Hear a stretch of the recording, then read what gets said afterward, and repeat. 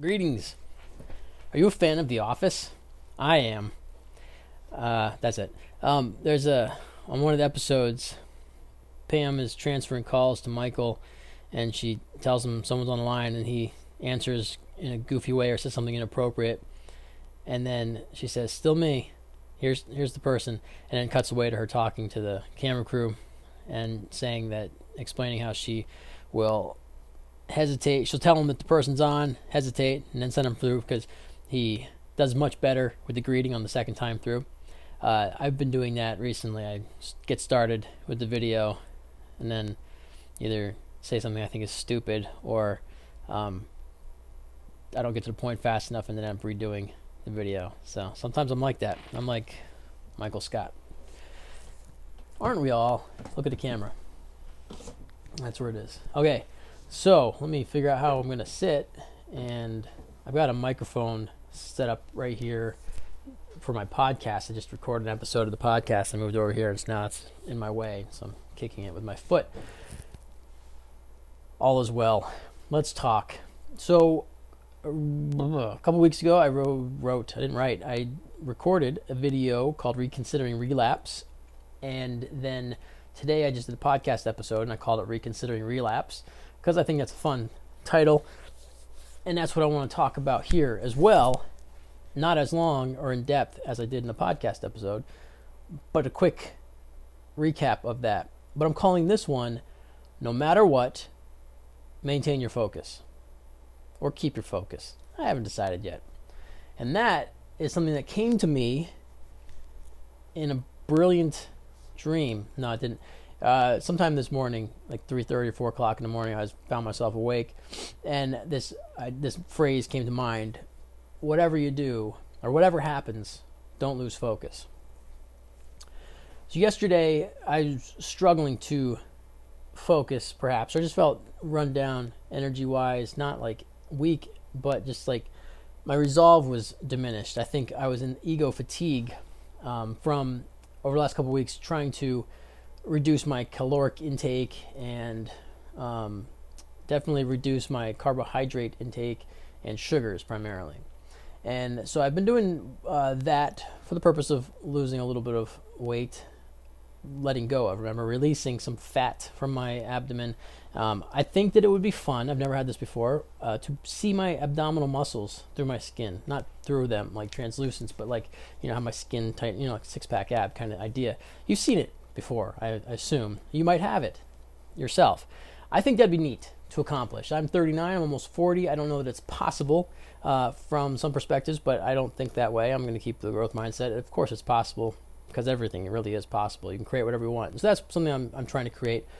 Exercising, changing the way I eat, and getting to that point. And so yesterday I ate a lot of M&Ms and some jelly beans.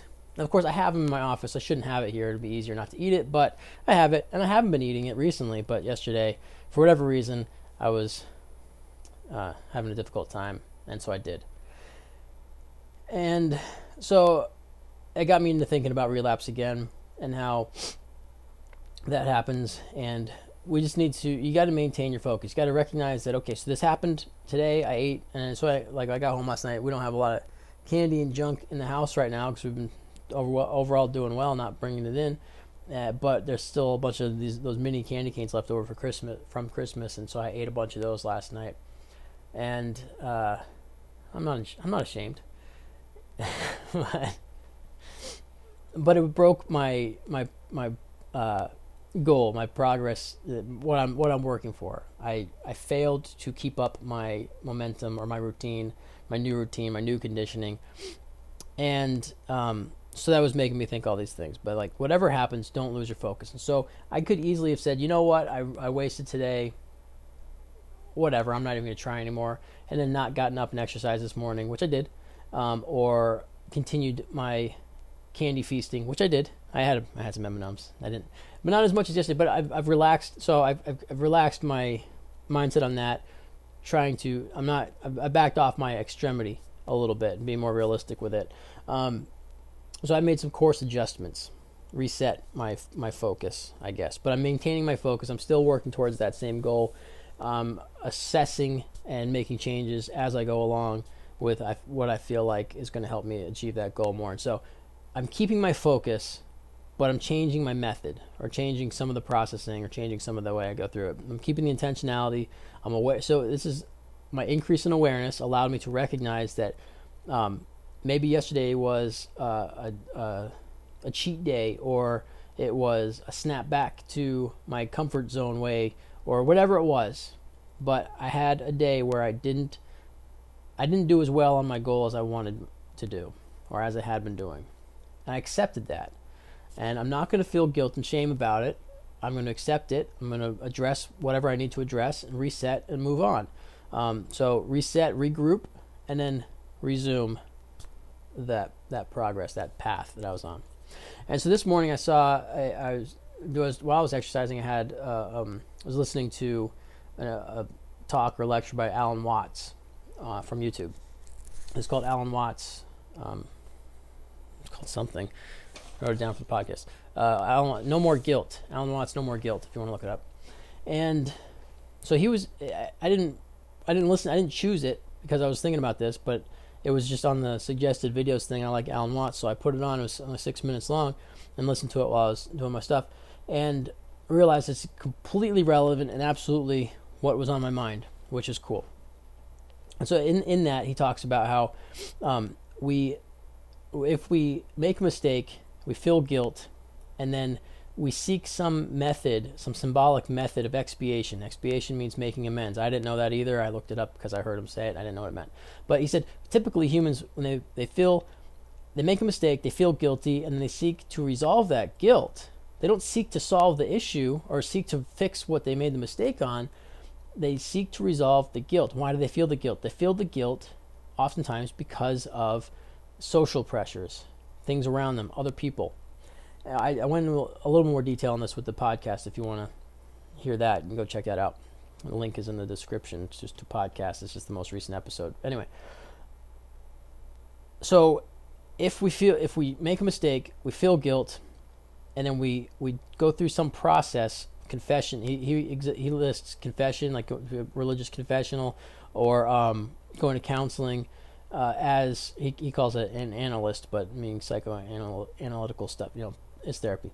But he talks about going to those things. They don't actually necessarily help, but it helps to relieve the feeling of guilt.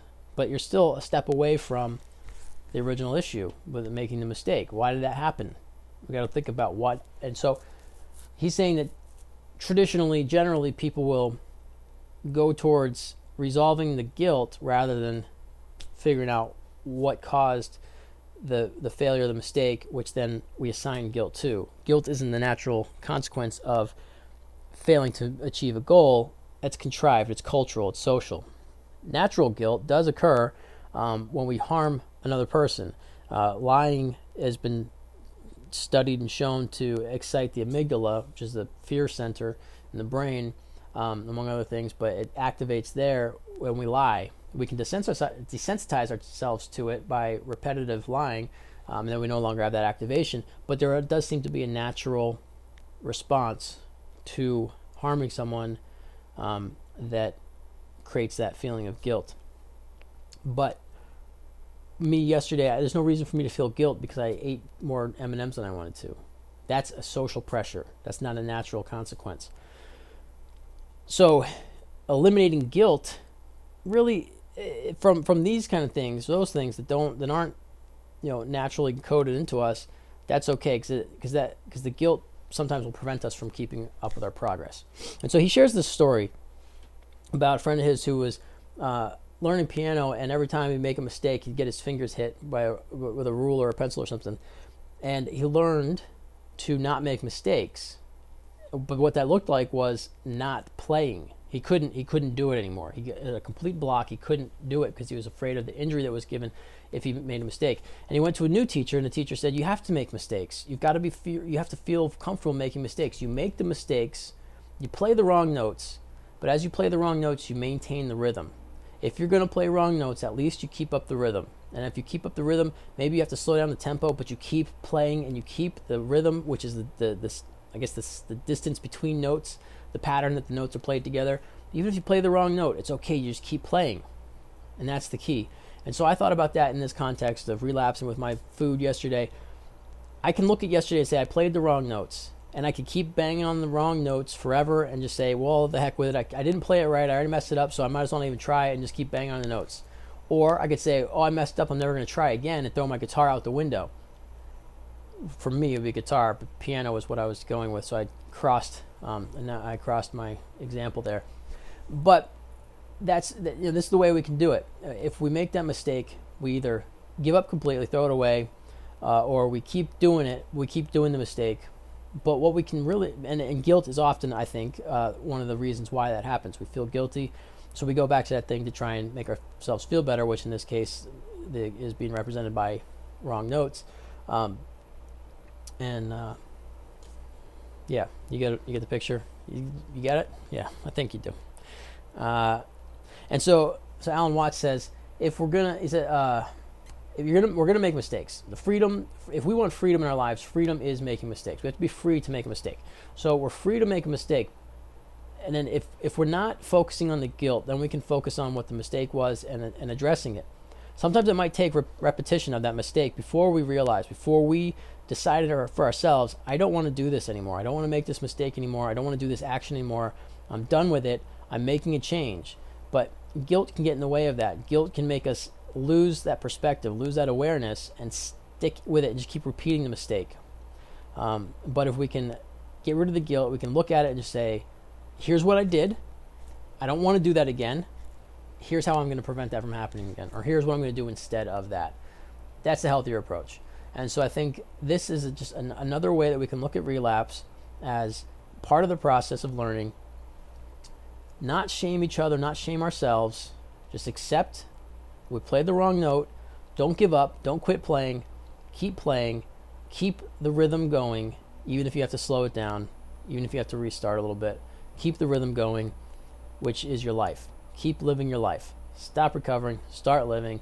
There it is. And that's the video. Thanks for watching. I'll have another one tomorrow. Bye.